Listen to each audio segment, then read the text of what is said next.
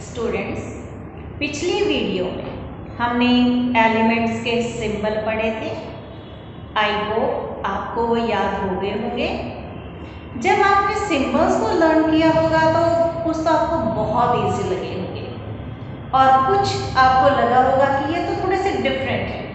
मैंने आपको पहले ही बताया था कि कुछ एलिमेंट्स के नेम उनके प्लेस के बेस पे, साइंटिस्ट के नेम पे या उनकी खास क्वालिटी जो है, खास प्रॉपर्टी है उसके बेस पे है।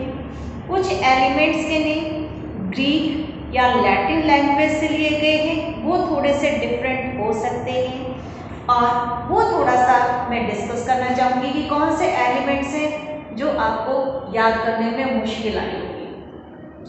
एलिमेंट सोडियम जिसका सिंबल Na है। Na क्यों है? क्योंकि ये नेट्रियम से लिया गया है, नेट्रियम से, इसलिए इसका सिंबल क्या है? Na। ठीक इसी तरह से पोटाशियम का सिंबल K है क्योंकि ये केरियम से बना है। मरकरी को लैटिन में हाइड्रम बोलते हैं, इसीलिए इसका सिंबल Hg है। कॉपर को क्यूप्रम बोलते हैं, इसलिए Cu है। गोल्ड को औरम कहा जाता है, इसलिए इसका सिंबल Au है। सिल्वर आर्जेंटम से बना है, इसलिए सिंबल Ag है। लेड प्लम्बम से बना है, सिंबल Pb है। आयरन फेरम से बना है, इसलिए सिंबल Fe है। ऐसे आपको कुछ और भी एलिमेंट्स के सिंबल मिलेंगे जो कि थोड़े से डिफरेंट होंगे इसी तरह से। अब आपको याद करने में इजी रहेगा। आप सोच रहे होंगे कि कौन है जो डिसाइड करता है कि सिंबल्स कहां से लिए जाने चाहिए। एक इंटरनेशनल कमेटी है जो डिसाइड करती है कि सिंबल्स क्या होंगे और इस कमेटी का नाम है IUPAC। कमेटी है IUPAC, international union for pure and applied chemistry. इसकी फुल फॉर्म है, आपकी बुक में दी हुई है, रिपीट करेंगे, international union of pure and applied chemistry. ये वो कमेटी है, इंटरनेशनल कमेटी है जो डिसाइड करती है किसी भी एलिमेंट का सिंबल क्या होगा। तो इस तरह से सिंबल बना लिए जाते हैं। अब हमने पढ़ लिया कि एटम क्या है, वो कैसे एग्जिस्ट करते हैं और उनके सिंबल क्या है। अब हम उसके बारे में थोड़ा सा और आगे कंटिन्यू करेंगे। आज हम पढ़ेंगे एटॉमिक मास के बारे में। एटम का मास कितना होता है? अब एटम का मास कैलकुलेट करना बहुत ही डिफिकल्ट है। रीजन है कि जो चीज इतनी छोटी है कि ना उससे दिखती ही नहीं, उसे तोड़ना, उसका मास मेजर करना बहुत ही डिफिकल्ट है। लेकिन आज हमारे पास टेक्निक है कि हमने इसको ओवरकम कर लिया है। प्रॉब्लम को कैसे किया गया ये हम देखते हैं। हाइड्रोजन का जो मास है कैलकुलेट किया गया 1.673 × 10⁻⁻24 ग्राम। ये हाइड्रोजन के सिंगल एटम का मास है। अब एटम्स इतने छोटे हैं कि उनको तोला नहीं जा सकता, इसलिए जो एटम्स का मास है वो कंपेयर करके निकाला जाता है और कंपैरिजन किया गया स्टार्टिंग में हाइड्रोजन के एटम से। हाइड्रोजन के एटम का मास इतना है जिसे 1 यूनिट के इक्वल ले लिया गया और उसके साथ कंपेयर करके बाकी एटम्स का मास कैलकुलेट किया गया। जैसे अगर हाइड्रोजन के 2 एटम के इक्वल कोई भारी है तो उसका मास उससे डबल हो जाएगा। 4 के से ज्यादा भारी है 4 से, तो उसका लगभग 4 हमने मान लिया है। लेकिन जब ऐसा किया गया तो थोड़ी सी प्रॉब्लम आई। प्रॉब्लम क्या रही कि ऐसा करने से बहुत सारे एटम्स का मास फ्रैक्शन में आ गया। फिर क्या किया गया? ऑक्सीजन के साथ कंपेयर किया गया। ऑक्सीजन का मास इससे जो है हाइड्रोजन से 16 टाइम्स हैवी था, यानी कि उसको 16 लिया गया। तो ऑक्सीजन के मास का 1/16 लेकर उसके साथ कंपेयर किया गया। ऑक्सीजन को इसलिए लिया गया क्योंकि ऑक्सीजन मोस्टली एलिमेंट्स के साथ रिएक्शन करके कंपाउंड बनाती है और जब ऑक्सीजन के साथ कंपेयर किया गया तो मैक्सिमम एलिमेंट्स का जो मास था वो होल नंबर में आ गया। प्रॉब्लम थोड़ी सी सॉल्व हो गई। लेकिन बाद में थोड़ी सी प्रॉब्लम इसमें भी आई। क्या प्रॉब्लम आई कि ऑक्सीजन के भी नेचर में आइसोटॉप मिलते हैं, तो उसमें दिक्कत आई। इसीलिए IUPAC यानी कि international union for pure and applied chemistry ने कहा कि ऑक्सीजन नहीं बल्कि कार्बन के साथ कंपेयर करके एटम्स का मास मेजर किया जाए। कार्बन के साथ कैसे कंपेयर किया जाए, इसके लिए मैं आपको एक एग्जांपल देती हूँ।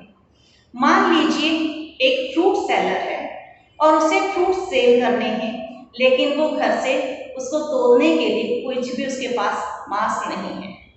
अब वो क्या करे, तो उसने एज्यूम कर लिया कि उसके पास एक वाटरमेलन है जो लगभग 12 kg का है।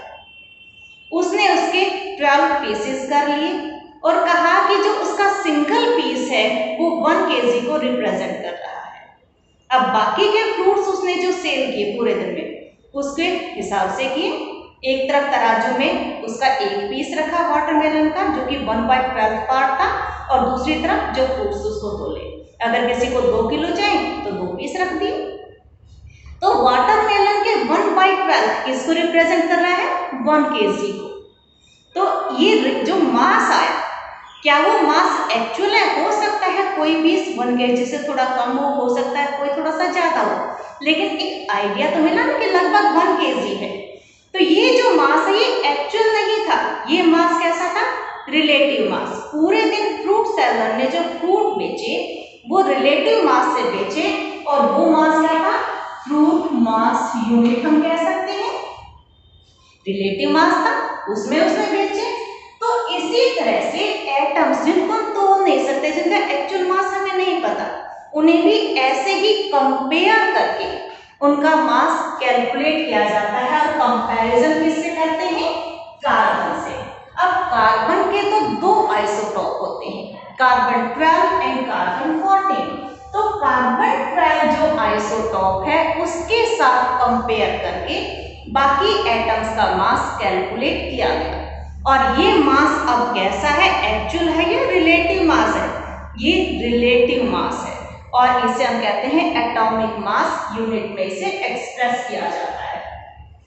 तो एटॉमिक मास यूनिट है क्या, atomic mass unit is the mass unit exactly equal to 1/12 mass of 1 atom of carbon 12। यानी कि जो कार्बन 12 का एक एटम है उसका 1/12 पार्ट जो है वो किसको रिप्रेजेंट कर रहा है, 1 एटॉमिक मास यूनिट को। ठीक वैसे ही जैसे वाटरमेलन में किया गया था कि उसका 1/12 पार्ट 1 kg को रिप्रेजेंट कर रहा था, इसी तरह से कार्बन 12 है उसका 1/12 किसको रिप्रेजेंट कर रहा है, 1 एटॉमिक मास यूनिट को रिप्रेजेंट कर रहा है। आई होप आपको ये टॉपिक अब समझ में आ गया होगा। अब हम नेक्स्ट टॉपिक करते हैं कि एटम्स एग्जिस्ट कैसे करते हैं, हाउ डू एटम्स एग्जिस्ट।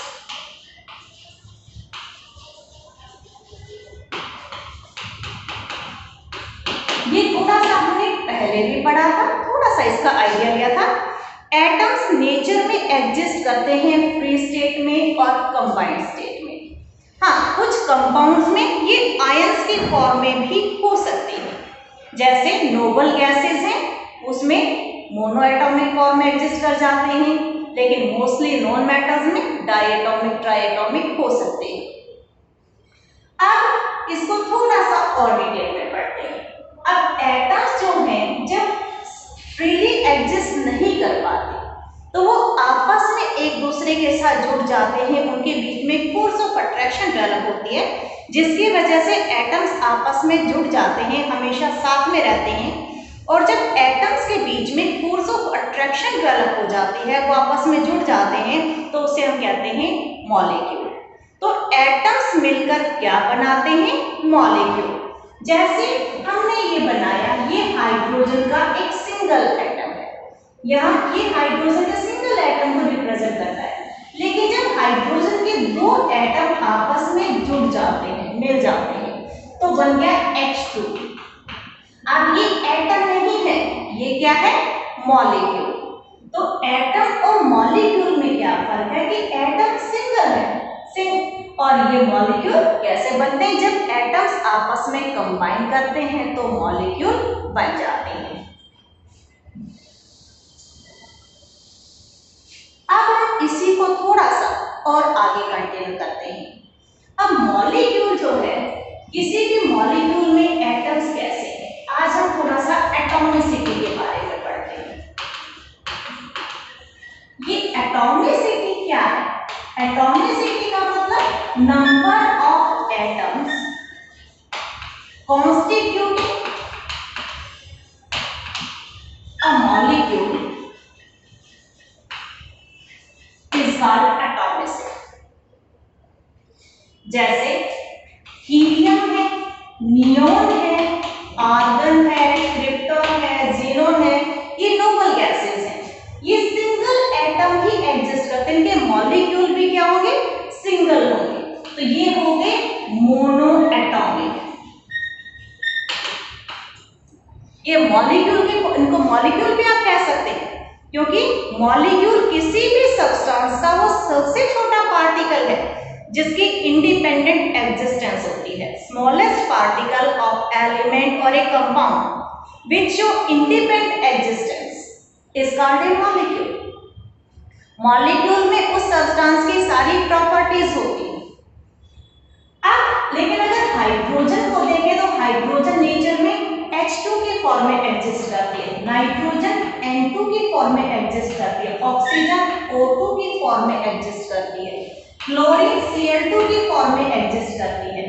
तो ये सभी एक ही एलिमेंट के एटम्स ने आपस में कंबाइन कर करके मॉलिक्यूल बना रखे हैं। तो ये जो है मॉलिक्यूल कैसे हैं? कितने एटम है? नंबर ऑफ एटम 2 है। तो ये हो गया डाई एटॉमिक मॉलिक्यूल। लेकिन कभी कभी ट्राइएटॉमिक भी हो सकते हैं। जैसे ऑक्सीजन के 3 एटम्स जब आपस में जुड़ जाते हैं तो ओजोन बनता है। ओजोन में कितने एटम हैं? 3। तो ये हो गया ट्राई एटॉमिक मॉलिक्यूल। कभी कभी